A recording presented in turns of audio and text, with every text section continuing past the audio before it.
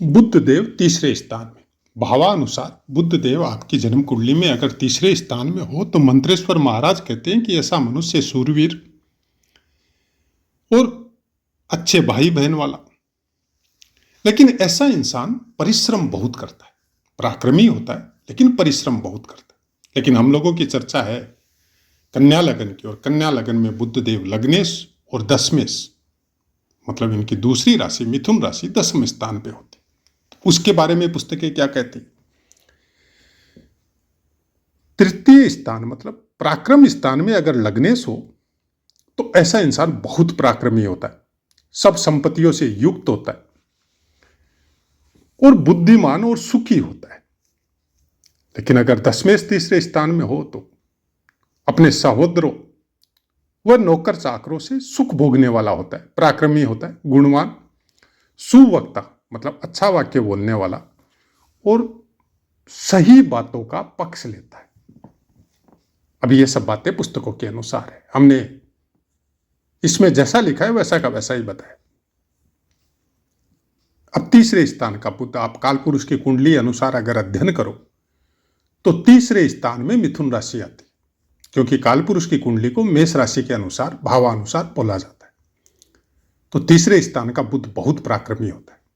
अब पराक्रमी का मतलब यह है कि क्या बलवान होगा? जरूर होगा, बुद्ध में बल की कमी नहीं है।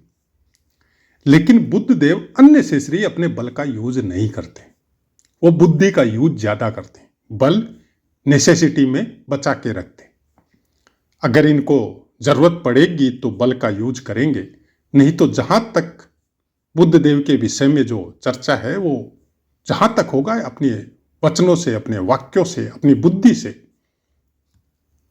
आप उस संकट से निकल जाएंगे।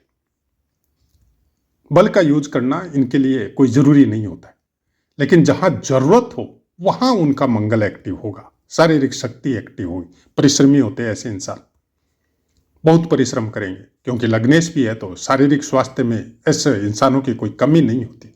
यहां से बुद्ध देव अपनी सप्तम दृष्टि, जो कि इनको एक ही दृष्टि प्राप्त है, ये 9वें स्थान को देखेंगे।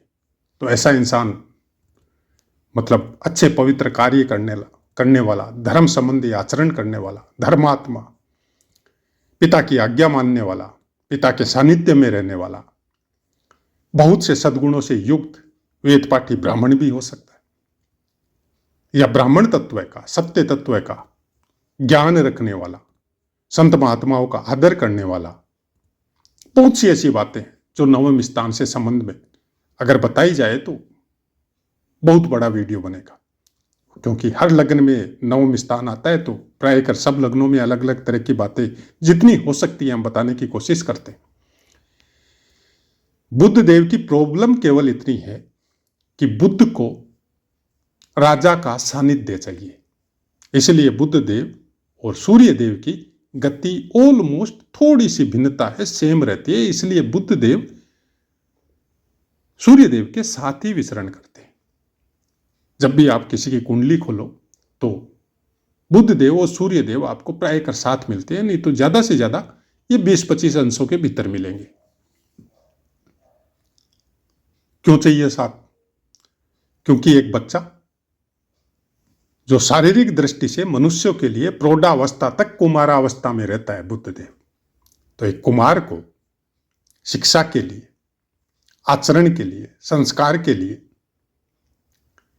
माता से ज्यादा पिता का साथ चाहिए, क्योंकि माता लालन पालन करती है और माता का सानिध्य कई बार अंत तरुणावस्था तक अगर पिता नहीं मिल रहा है, सपोज सर्विस के लिए बहुत दूर रहता है, साल में 1-2 बार आता होगा, तो फिर माता की शिक्षा अच्छी हो उसके बावजूद भी बच्चे बिगड़ते हैं। क्यों? क्योंकि वो फोर्सफुली बच्चे को दंडित नहीं करती और पिता बहुत दूर तक देखता है। वो जानता है कि अगर इसमें ये अवगुण आ गए और वो अवगुण स्थायी हो गए तो फिर इसका जीवन खुद का नरक बन जाएगा, इसलिए वो दंडित करते हैं, पिटाई भी करते हैं, अपने अनुसार उसको दंड भी देते हैं। इसलिए बोला जाता है कि बुद्ध देव को राजा का मतलब पिता का साथ बहुत जरूरी होता है। कोई बच्चा अगर ग्रोविंग कर रहा है और अच्छी शिक्षा उसको चाहिए, तो पिता के संस्कार अच्छे होने बहुत जरूरी है। जिन घरों में बच्चे कुछ अलग प्रवृत्ति के मिलते हैं, आप उनके माता पिता को रीड कर लीजिए, आपको पता चल जाएगा कि क्यों है।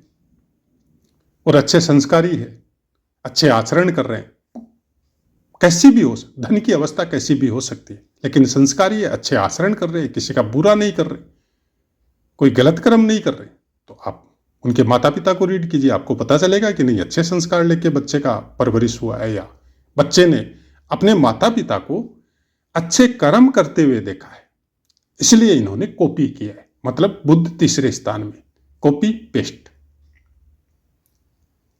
बुद्ध कॉपी पेस्ट करने में माहिर है, हमेशा ध्यान रखिएगा, क्योंकि बच्चा नकल करता है, नकलची होता है। बहुत सी वीडियो आपने सोशल मीडिया में देखा होगा कि एक बुजुर्ग के साथ उसका पोता चल रहा है, तो जैसा बुजुर्ग चल रहा है वैसा भी पोता चलने की कोशिश कर रहा है। देखने में फनी लगता है, प्यार भी आता है, अच्छा लगता है, लेकिन मतलब क्या हुआ? बुद्ध देव बच्चा है, और बच्चे का जो बिहेव है, अगर अच्छी अवस्था में अच्छे अंशों के साथ सडबल में बली, अगर आपकी कुंडली में बुद्ध बैठा है, तो आपकी हंसी मजाक की प्रवृत्ति, नकल की प्रवृत्ति, किसी के साथ छेड़छाड़ की प्रवृत्ति, ये अंत समय तक विद्यमान रहेगी। आप किसी चीज का टेंशन, बुद्ध जिसका बली है वो कोई भी चीज की टेंशन नहीं लेता, ये लिख के रख लीजिए आप।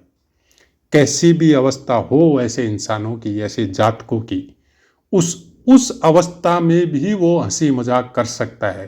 हो सकता है कोई ऐसा उनके साथ केस हुआ, कोई बीमारी हुई, कोई एक्सीडेंट हुआ, हॉस्पिटल के बेड पे पड़े हुए, चारों तरफ पट्टियां बंधी हुई, फिर भी वो हंसी मजाक कर लेगा। ये इससे पता चल जाता है कि ये आदमी बुद्ध देव से पूरी तरह प्रभावित है। अच्छा व्यापारी होता है, अच्छा सेल्समैन होता है। मतलब जब वो बोलने लग जाए तो उसकी बात को काटना बहुत मुश्किल है। तर्क में बहुत अच्छा उसका प्रभुत्व होता है, और कुतर्क में भी होता है। जिसका बुद्ध बिगड़ा हुआ है वो कुतर्क ही मिलेगा आपको। वो कोई भी हालत में आपके सामने झुकना नहीं चाहेगा। अनेक एक से बढ़कर एक कुतर्क आपके सामने वो रखेगा और अपमानित होगा, क्योंकि कुतर्की को अपमान ही सहना पड़ता है। लास्ट में क्या होता है, कोई भी इष्ट मित्र या कोई बड़ा बुजुर्ग उसको अपने समीप नहीं बैठने देता। लेकिन अच्छा तर्क का कारक भी बुद्ध है। उसके लिए आपको गुरु का समीप्य होना, या गुरु अच्छे स्थान पे प्लेस होना बहुत जरूरी है, या सूर्य के साथ होना, क्योंकि सूर्य खुद प्राण ऊर्जा का जिंदा और जागृत स्वरूप है। इसलिए सूर्य के साथ बुद्ध देव प्रायकर कुंडलियों में आपको मिलते हैं, लेकिन कितने समीप है उसके अनुसार आपका तर्क और कुतर्क चलेगा। बुद्ध देव के विषय में जिसका भी गणित का सब्जेक्ट कमजोर है, खासकर तरुणावस्था में, तो या तो कोई दशा महादशा का प्रॉब्लम है,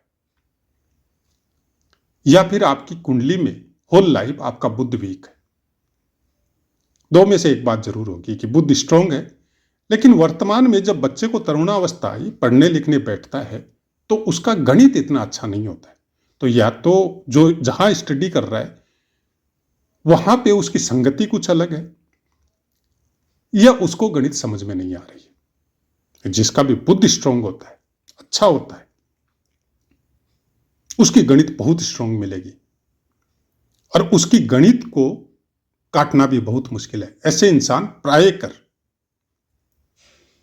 साइंस में, गणित में, डिप्लोमा पढ़ाई में, रिसर्च में बहुत आगे तक जाते हैं। तो आशा है मित्रों पाठ समझ में आया होगा। अब अपनी वाणी को विराम देते हैं, आपसे आज्ञा लेते हैं। जय माता।